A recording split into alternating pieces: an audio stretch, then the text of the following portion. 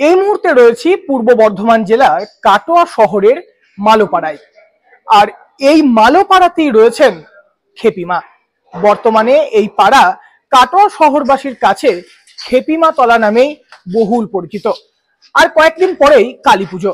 কালী পুজোকে কেন্দ্র করে মেতে উঠবেন আপামোর রাজ্যবাসী। সেরকমই রাজ্যের মানুষের পাশাপাশি কিন্তু কালী পুজোয় মেতে উঠবেন কাটোয়া শহরের মানুষও। আর এই বিশেষ করে খেপিমাকে কেন্দ্র করে শহরবাসীর মনের মধ্যে একটা আলাদা আবেগ কাজ করে। চলুন তাহলে আজকে আপনাদের শোনাই কাটোয়া শহরের খেপিমায়ের গল্প। কাটোয়ার খেপিমা তিনি যেন শহরবাসীর কাছে একটা আবেগ। তবে বর্তমানে কাটোয়া শহর না, ভিন রাজ্য থেকেও ছুটে আসেন ভক্তবৃন্দ। ভক্তি ভরে কেউ মায়ের কাছে কিছু চাইলে তিনি নাকি কখনো নিরাশ করেন না কাউকে।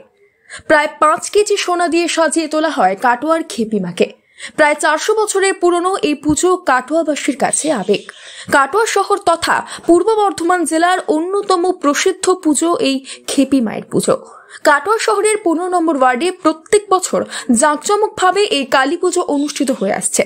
ছোট থেকে বড় সকলেই এই পুজোকে কেন্দ্র করে আনন্দে মেতে ওঠেন। পুজোর সময় মন্দির চত্বর জুড়ে ভিড় জমান কয়েক হাজার মানুষ। প্রায় 400 বছরের পুরনো এই পুজো কিভাবে শুরু হয়েছিল তা নিয়ে রয়েছে বহু জনশ্রুতি। এই প্রসঙ্গে নির্দিষ্ট পূজা সমিতির কার্যকরী সভাপতি শ্যামল কুমার ঘোষ জানিয়েছেন, খেপিমা এক দিয়াসীন ছিলেন। তিনি পুজো টুজো করতেন এবং তাকে খেপি খেপি বলে ডাকা হতো। সেই থেকে খেপিমায়ের নাম প্রচলন হয়। শুধু কাটোয়া শহর নয়, এটা অল ওয়েস্ট বেঙ্গলের লোক আবেগ জড়িয়ে আছে। মানে বহু দূরদর্শীতে পুণ্যার্থীরা মায়ের কাছে আসেন মহাপুজোর সময়। আমরা এই দিনটা অপেক্ষা করে থাকি, কবে মা আসবে। প্রতিমা নিরঞ্জন করে যেমন নিজের মা বাবা মারা যায়, সেরকম আমাদের মন খারাপ।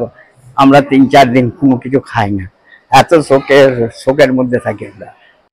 পুলিশি পাহারায় ব্যাংকের লকার থেকে মা কালীর গয়না নিয়ে এসে পরানো হয়। গয়না পরানোর সময় মন্দিরের গর্ভগৃহে পুলিশ কর্মী ও পুজো উদ্যোক্তাদের নির্দিষ্ট কয়েকজন ছাড়া অন্য কাউকে প্রবেশ করতে দেওয়া হয় না।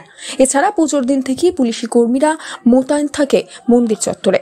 কাটোয়ার খেপিমায়ের অন্যতম আকর্ষণ হলো তার সোনার গয়না।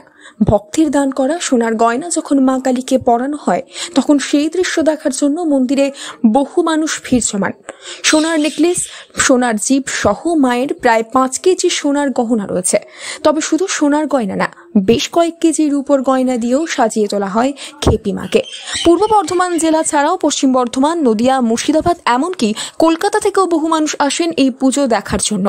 কাটোয়া শহরের বাসিন্দা স্বপন ভট্টাচার্য বলেন, আমরা দীর্ঘদিন আমার যা বয়স মোটামুটি 70 বছর হয়ে গেল, আমরা দেখে আসছি। মায়ের বিরাট মহিমা একটা। আমার টাউনই বাড়ি ঘষাতে। যাই হোক, কিছু বাইরে থেকেও লোক আসে, মায়ের জন্য আমরা অপেক্ষায় আছি।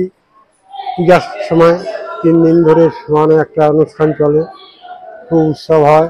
মায়ের মৎস্য টৎসব যায়, ফাটাবলি হয়, বিরাট ধুমধাম হয় আর কি।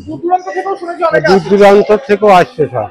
ও বীরভূম, বর্ধমান, ওইদিকে নানা নদিয়া, মুর্শিদাবাদ, গুজরাট সব বাইরে থেকেও সব আসে।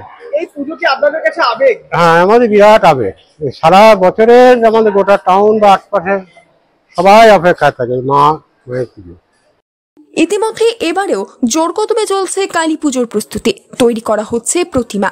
মন্দিরে প্রবেশ করার রাস্তায় বসানো হচ্ছে বড় লাইটের গেট, টাঙানো হচ্ছে ঝাড়বাতি। এক কথায় কাটোয়ার এই খেপিমায়ের জন্য অপেক্ষায় রয়েছেন আপামোর কাটোয়াবাসী।